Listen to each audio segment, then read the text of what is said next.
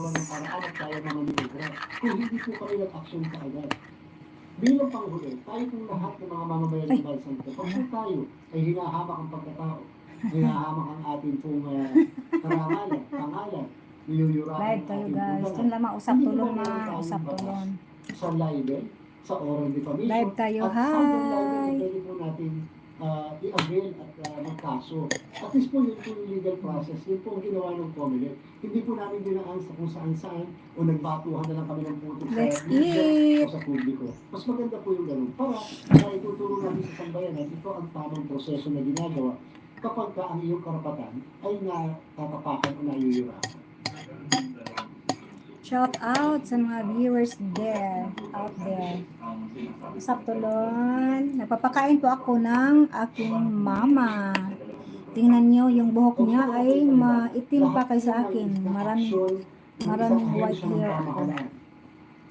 Whether wasa yung judicial body, kahit ng Kongreso, kahit ng Office of the President, kahit na anong body sa ating gobyerno, whether administrative body, judicial body, or quasi-judicial body. Pag gusto niyo po questionin sa Korte Suprema, kung tama o mali ang aksyon na doon sa apela, ang tawag po dyan, certiorari.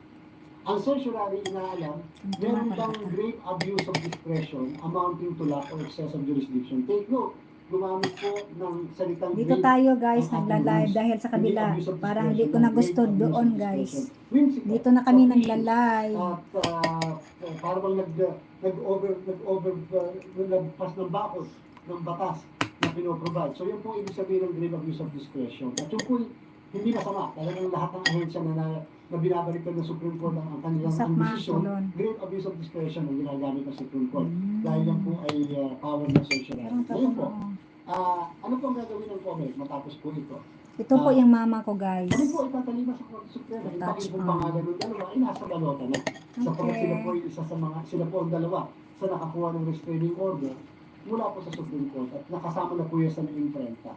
Subalit, pinag-iisipan na po namin yung motion for reconsideration. Una, doon po sa kaso, halimbawa doon sa komunidatong governor.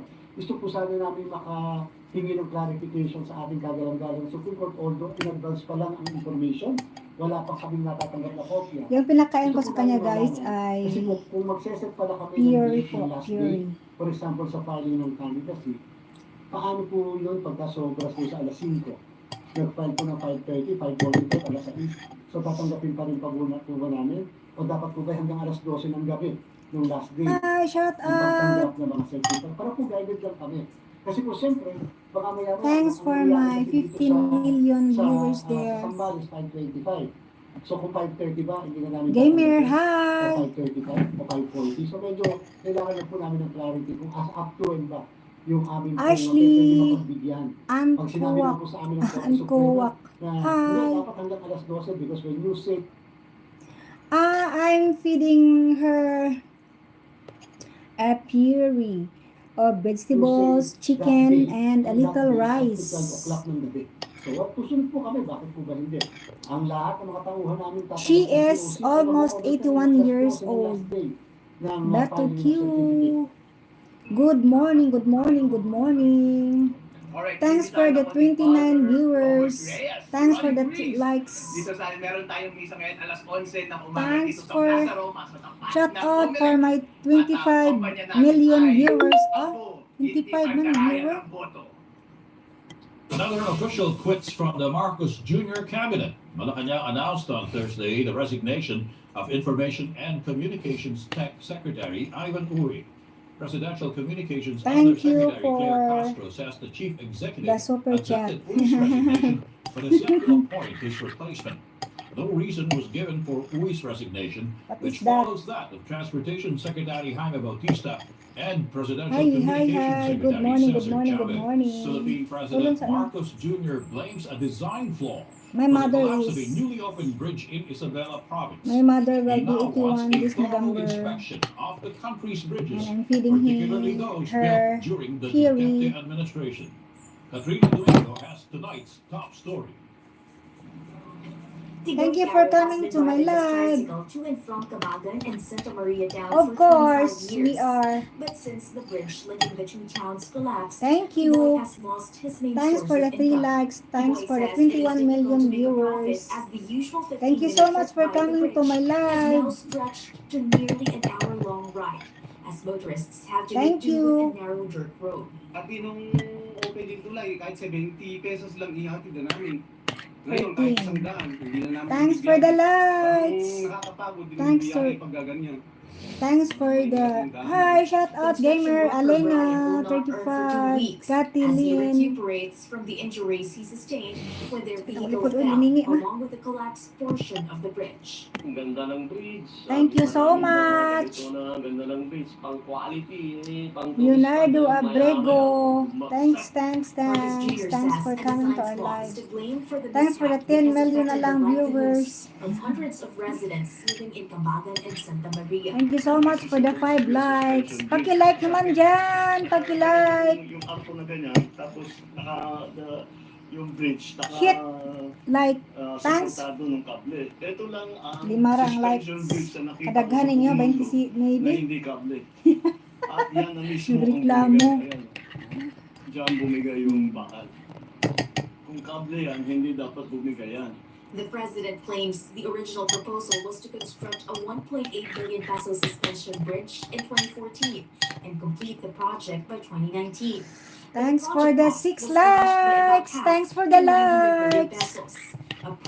Thanks for coming to our lives, our live stream, our lives, coming to our lives. Coming to our live stream. Thank you. Thanks for the 7 million viewers na lang. The contractor says Pier 8 or the 8th God bless everyone. Thank you for the 6 likes. Thanks. Can you hit like there? Claim which the president supports. Yun lang yung specifications, mali. So yung nagtitipid tayo, nagtitipid natin sa 1.8 million, Panlaman. business. Ngayon, babalik na naman tayo, gagastos na naman tayo ng malaki. Papalitan natin yung mga support, papalitan, parang nagtayo na naman tayo ng bagong tulay. Aside from the bridge's design, President Marcos also questions why a 100-ton truck was able to pass through, even though the bridge's maximum carrying capacity was just at 44 tons. When asked who should be held liable for this faulty project, the president says, I always have a saying, fix the problem, not the blame. Ayusin muna natin yung problema. Believe me, you will find out who is responsible. Who is responsible is basically who made the design. Because their design is poor. ABS-CBN News tried to get the side of designer Alberto Cañete, but he has yet to respond. Malacanang says 90% of the bridge was constructed during the Leonardo Duterte Abrigo, administration. thank you. Authorities need to Can find you out hit why like the project there? was given a Thanks. green signal, even Thanks if for there the were already likes. flaws in its design. A thorough inspection of all bridges in the country Thank you will so also be done, much. especially those constructed under the Duterte administration. Sinabi pa rin po niya na yung dapat managot, dapat managot. Yun po, ang unang-una po siya gagawin ng administrasyon. Imbestigahan po ito. Imbestigahan, mula na ito ay magkaroon ng design.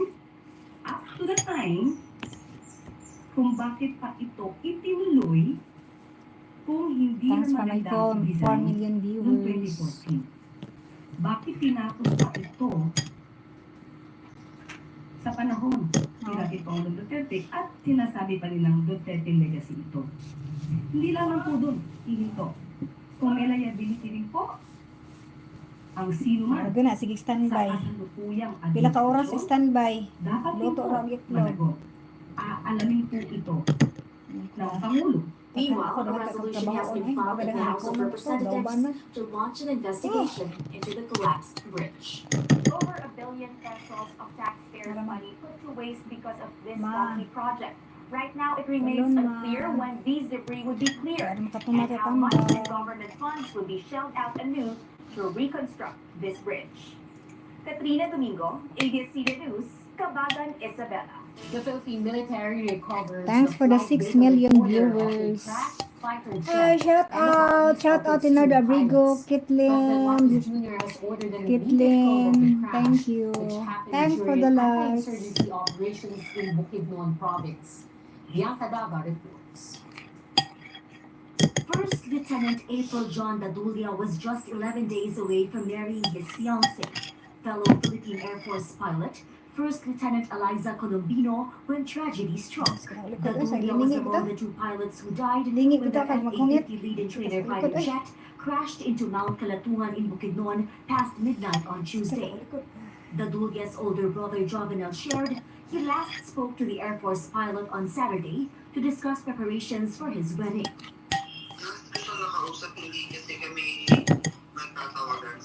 How's your day?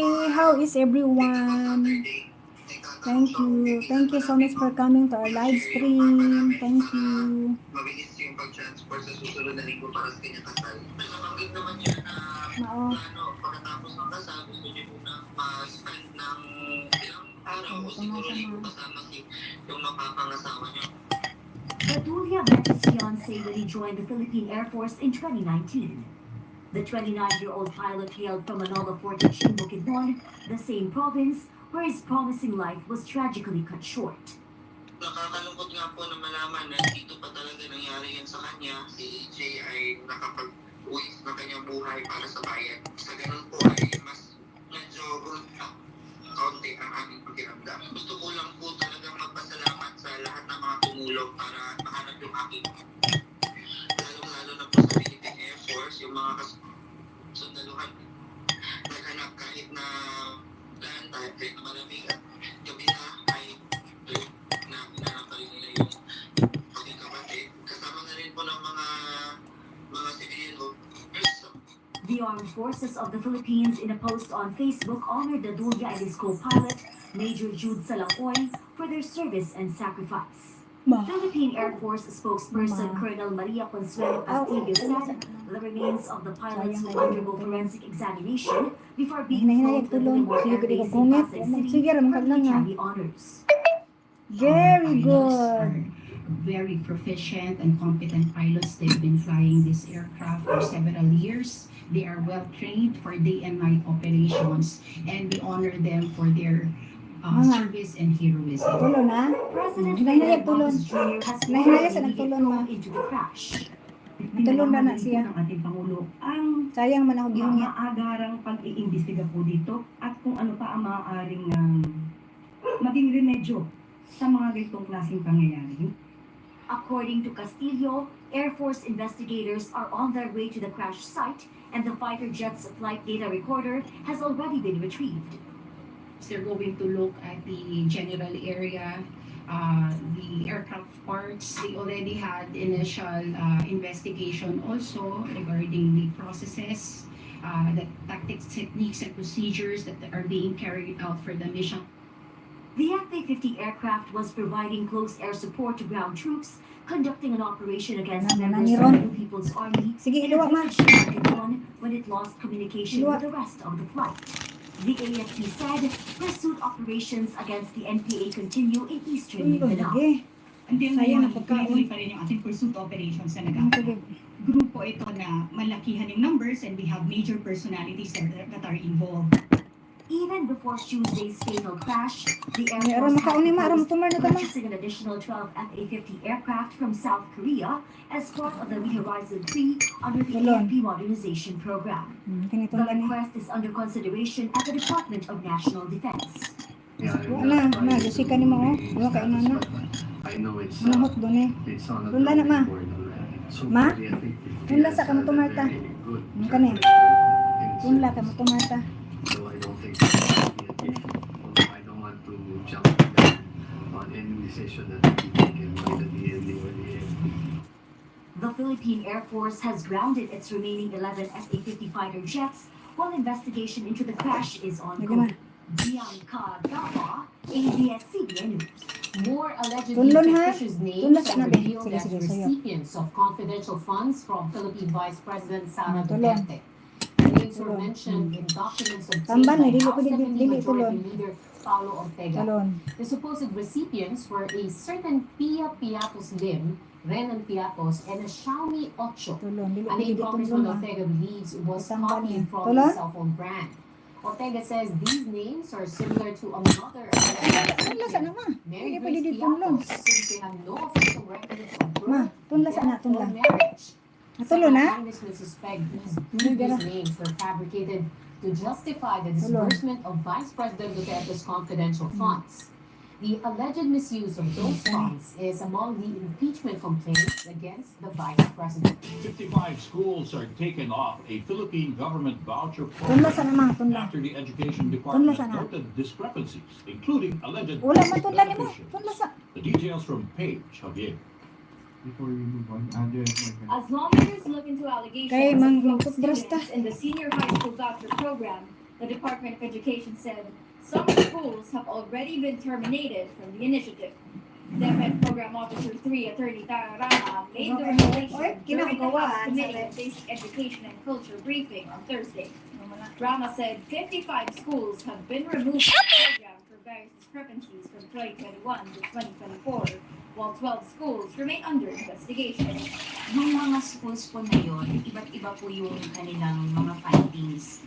Hindi lang po yung sinasabi natin mga students na wala po sa school records or walang class attendance, but also those who are unqualified na mga voucher recipients. Unqualified because they're supposed to apply via the voucher application program, pero hindi po sila nag-apply. The private schools categorize them as automatic grantees. Rama could not give a specific number of alleged low students, but said they fall under 4 categories. First, a significant number of absent students during monitoring.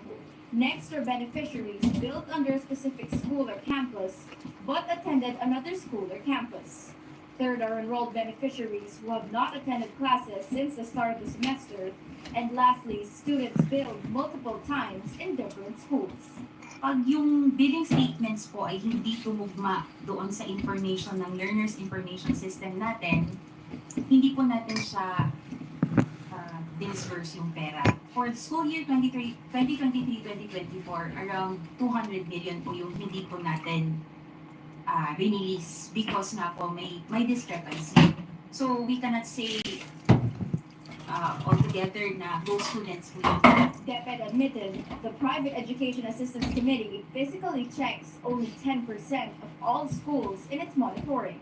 The initial 10% that you mentioned was the number of schools that we monitor, that we visit or we check the documents for their to verify if the VPBs are actual enrollees in the school.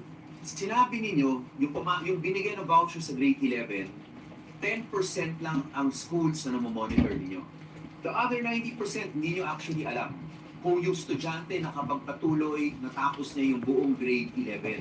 House Panel Chairperson Representative Roman Romulo flagged policy gaps that should be reviewed and addressed by DepEd. Masabi naman rin nila talaga sa umpisa may permit to operate lang. Ang sinasabi natin, bigyan nyo ng permit to operate pero wala namang monitoring after that, magkakaproblema tayo sa quality of the school. Hindi lang naman dun sa sa pag-accredit ng schools, pero sa mismong voucher system program nila, hindi pa dapat ang chine-check nila, sigurado nila na yung beneficiaries noon ay talaga yung karapat-dapat. Romulo said, DepEd is already facing a shortage of classrooms. That's why private schools had to step in. He urged DepEd to review and tighten its guidelines and monitoring. The DepEd, for its part, said it is implementing a 5-layer system before billing schools. We do recognize that this is also because there's no sufficient monitoring because there's also a gap in the guidelines. There's a policy gap also in DepEd, and so we'll be amending. We are already in the process of amending DepEd Order 88 series of 2010, and included in that is recognition, the recognition process for senior high schools, which will be followed by certification process with the Private Education Assistance Committee, so that it will be patterned po, same na po with the ESC. The agency is also looking into the possible filing of criminal cases. The House panel hopes to get updates and more concrete steps from DepEd as it continues the briefing on the issue next week. A. Javier, ABS-CBN News. Philippine authorities raiding a Quezon City building which supposedly houses a large-scale scamming operation. The building is believed to have been the original site where the now banned overseas gaming industry took root in the Philippines. This story from Sian Ambrosio. One of the tallest buildings in the heart of the business district along Ayala Avenue in Makati City was the target of combined law enforcement agencies along with the Makati Police and Business Permits Licensing Office. According to the Presidential Anti-Organized Crime Commission, this building is a major scam hub. Authorities say the building is ground zero for the earliest pogo operators in the country. Some pogos have allegedly been operating here since 2017. In fact, at the height of the pogo boom, dozens of gaming operators were said to be occupying more than 20 floors of the building.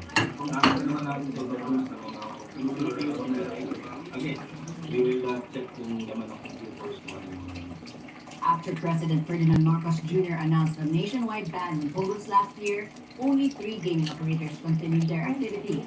But they eventually closed down after their licenses were canceled. This, however, did not stop some of the pogo operators to put up so-called scamming hubs. Authorities were alerted to their activities following intelligence reports from various countries which identified the building as the source of the illegal operations. The BAC says these pogos evade scrutiny by changing their company names. Cell phones, SIM Hindi, cards, mag-trust and na.